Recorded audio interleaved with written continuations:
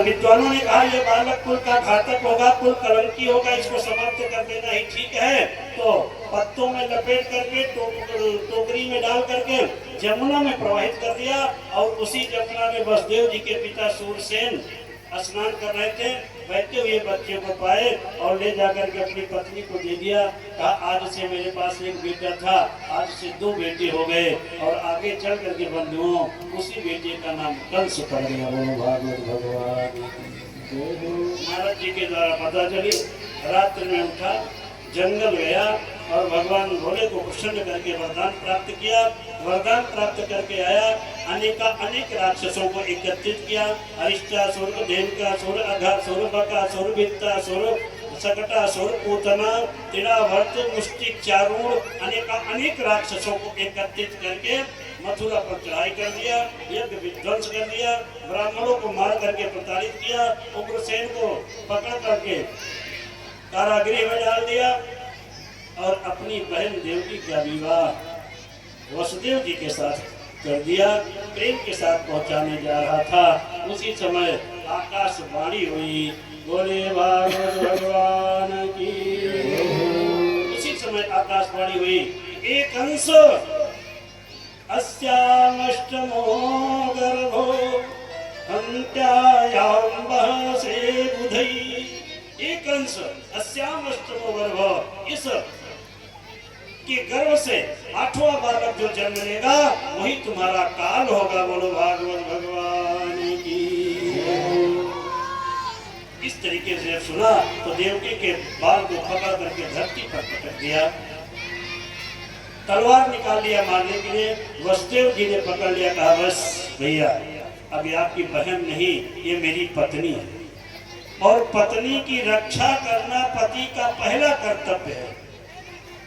जो पति अपने पत्नी की रक्षा नहीं कर सकता उसे पति कहलाने का अधिकार नहीं है।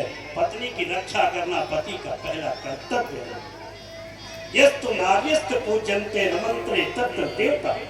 जिस घर में स्त्रियों का आदर होता है, जिस घर में नारियों का सम्मान होता है बंधुओं, उस घर में देवता वास करते। नमन्ते तत्र देवता, उस घर में देवता वास करते हैं। इसलिए स्त्रियों का सम्मान होना चाहिए। आज वसुदेव जी ने कहा ये मेरी पत्नी है और पत्नी की रक्षा करना मेरा कर्तव्य है। कहा तुमने सुना नहीं? तो कहा भैया मृत्यु से भय कैसा, आया है सो जाएगा राजा रंग फकीर। कोई सिंहासन चढ़ चला, कोई बांधा चला जंजीर। जाना तो सबको है, अरे बाली गए बल रूप गए, जेकरी कखरी दस कंधर समाना। के दुर्योधन जंग जुए, जिनी 64 कोस में छत्र बिताना। तुलसी धारा का प्रमाण यही, जो फरा सो झरा, जो बरा सो बुताना।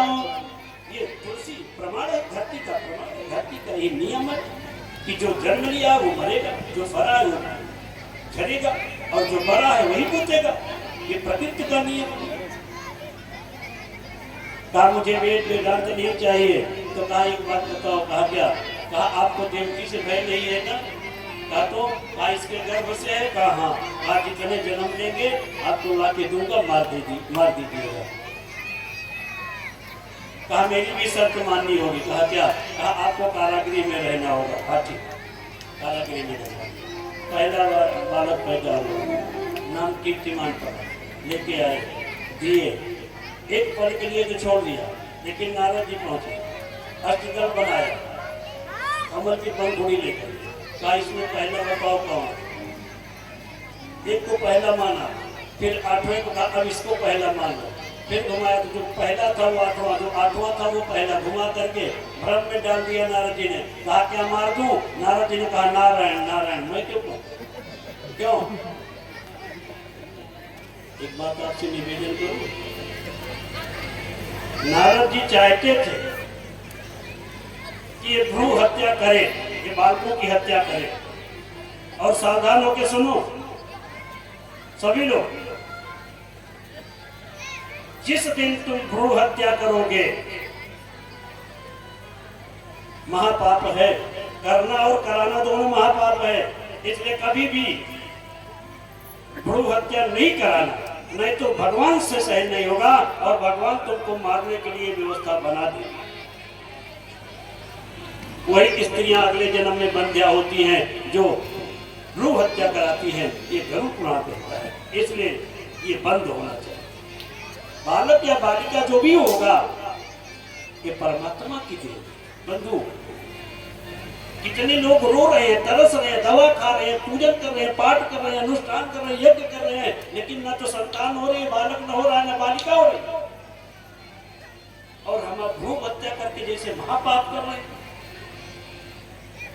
जब तक बालक की हत्या नहीं करेगा तब तक इसे महापाप नहीं लगेगा, और महापाप नहीं लगेगा तो इसका वध नहीं होगा, ये मरेगा नहीं, इसको मारेंगे नहीं भगवान। तो आज से बालकों की हत्या करवाई जाए।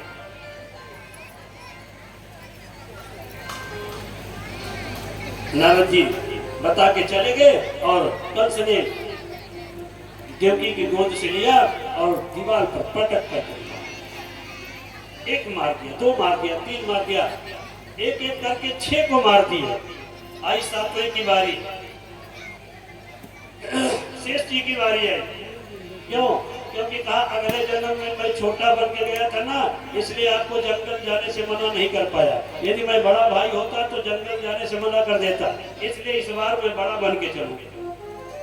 भगवान कृष्ण ने कहा तथास्तु। इसलिए शेष भैया बड़ा बन करके आए। 7वां महीना लगा, भगवान को चिंता हुई। योग माया से कहा मैया देवकी के गर्भ से खींच करके मैया रोहिणी के गर्भ में ले जा करके प्रकट करवाइए, क्योंकि एक मेरी मैया नंद के यहाँ रह रही है रोहिणी, और दूसरी मैया देवकी है। क्यों? क्योंकि मेरा ये शेष लक्ष्मण है, और इसको यदि कंस मारेगा तो मुझे तुरंत प्रकट होकर के मारना पड़ेगा। इसलिए गर्भ से खींच करके मैया रोहिणी के गर्भ में ले जाकर प्रविष्ट करिए। योग माया ने मैया देवकी के गर्भ को खींच करके मैया रोहिणी के गर्भ में प्रवेश किया, और वहां नंद बाबा के यहाँ भगवान बलराम का अवतार हो गया। बोले भागवत भगवान की। आई 8वें की बारी। कंस सावधान हो जाओ,